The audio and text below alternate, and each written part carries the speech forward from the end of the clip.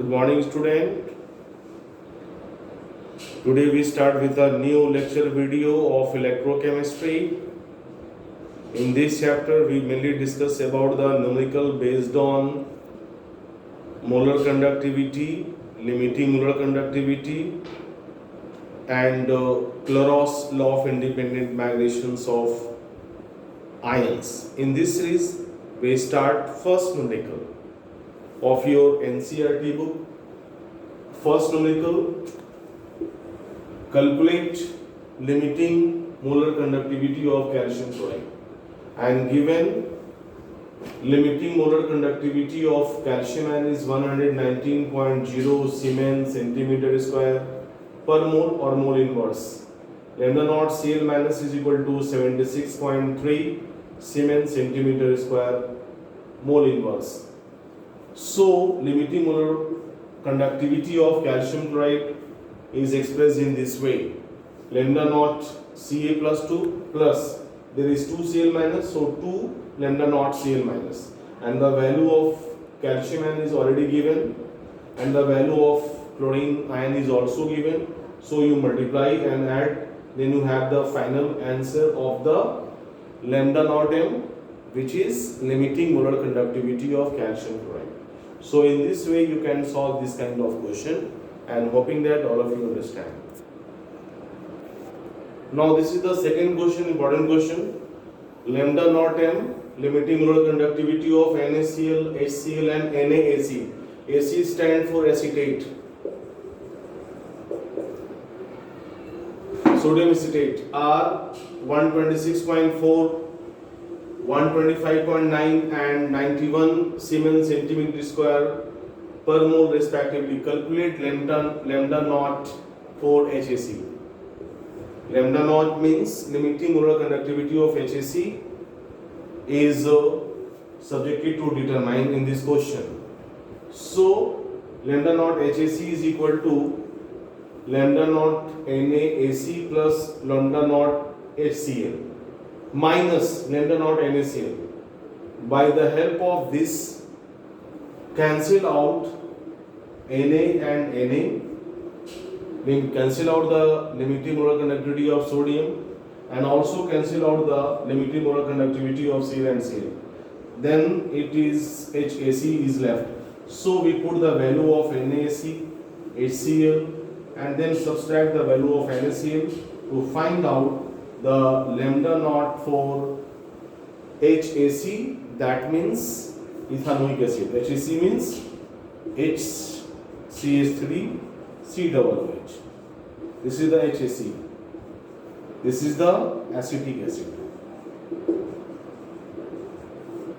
So by using this way you can find out the value of any kind of electrolytes. Hoping that all of you understand in very well manner.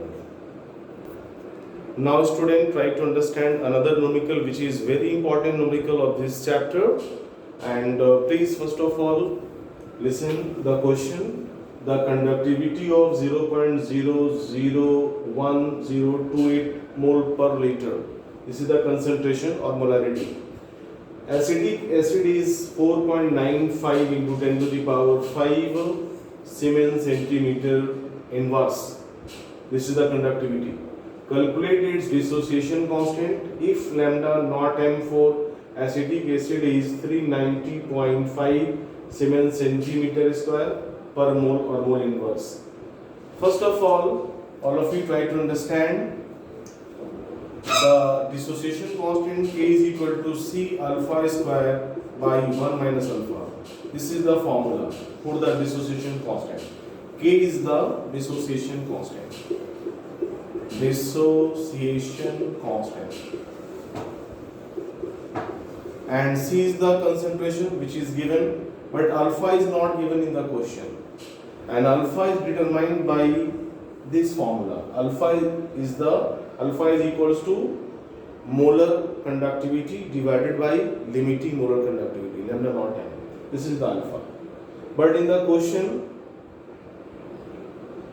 lambda naught m is given, lambda m is not given, but conductivity is given. So by using this formula, first of all you find out the value of lambda m. All of you know lambda m is equal to k into 1000 by capital M. Value are given for the k into 1000 concentration, that is the molarity is given. So after calculation you got the value of lambda m 48.15 Siemens centimeter square mole inverse, and then after calculating the value of lambda m you find out the degree of dissociation alpha. Alpha is the degree of dissociation. Alpha is the degree of dissociation. Lambda m by lambda naught m value already given in the question. This value lambda naught m, and you already calculate the value of lambda m. So after dividing you get the value of 0.1233. This is the value of alpha. Now you put the value of alpha and C to find out the dissociation constant value. K is equal to C alpha square 1 minus alpha. C already given, alpha is already you find out, and after the calculation you find out the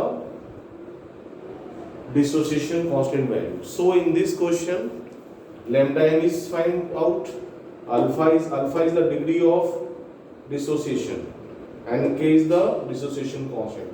So please all of you remember this formula and the way by which this numerical has been solved. I think all of you understand. Now student, we start a new topic of this chapter which is battery.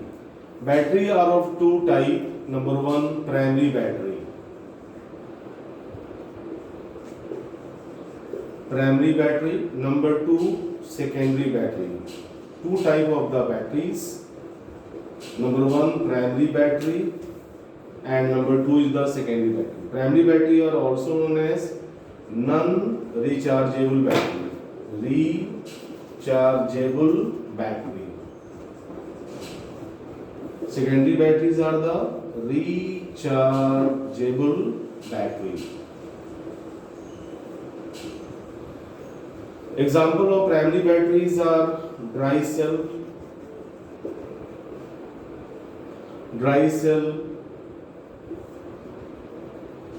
button cell or mercury cell. Rechargeable batteries are the lead storage battery,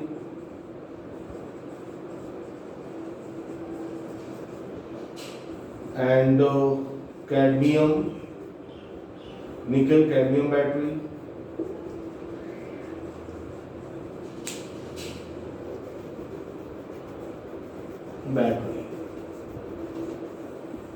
So first of all we start, what are the battery? Batteries are the device which are used as a instant source of electricity to run electricals and electronic equipment. In our daily life we use battery, and these are the two kind of the batteries which are used in our daily life. Number one is the primary battery, number two is the secondary battery. Primary batteries are those batteries in which reactions occurs at once.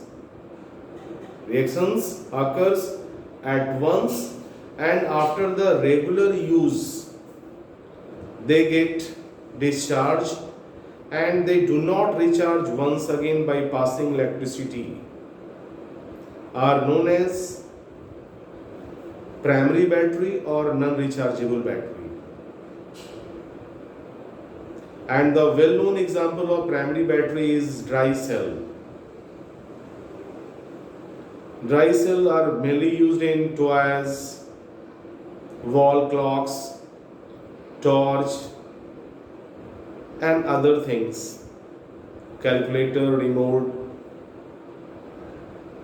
Dry cells are widely used in our daily life. Dry cell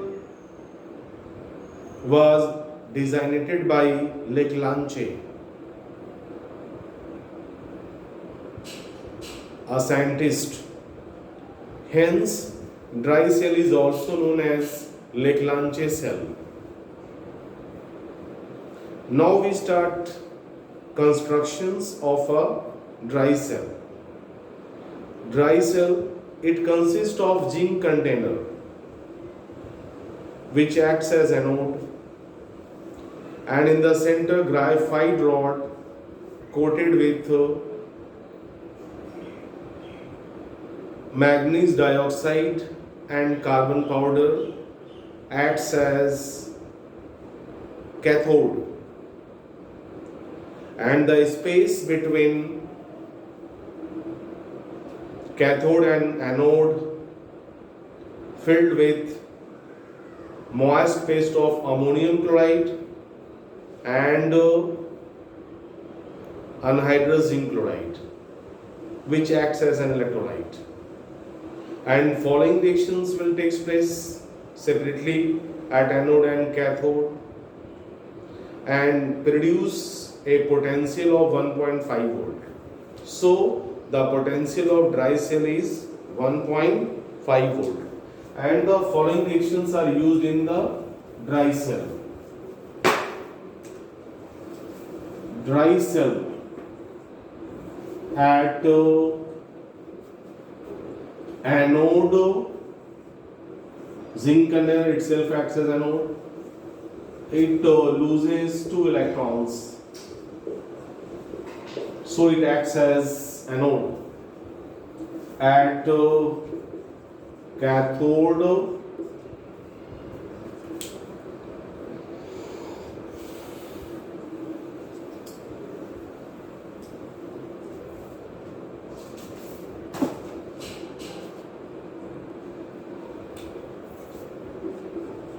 MnO2 plus NH4 plus electron forms MnO under bracket OH plus NH3.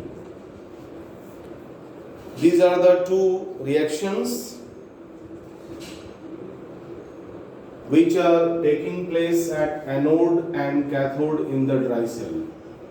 So in examination, mainly reactions occurs at anode and cathode are asked in the examinations related with the dry cell. Once again, all of you try to understand, dry cells are one of the regular used primary battery which are widely used in clocks, toys, remote, calculator, torch, etc. And it is made of zinc container which itself acts as anode, and in the center carbon rod or graphite rod coated with manganese dioxide and carbon powder acts as cathode, and the space between cathode and anode filled with moist paste of ammonium chloride and anhydrous zinc chloride.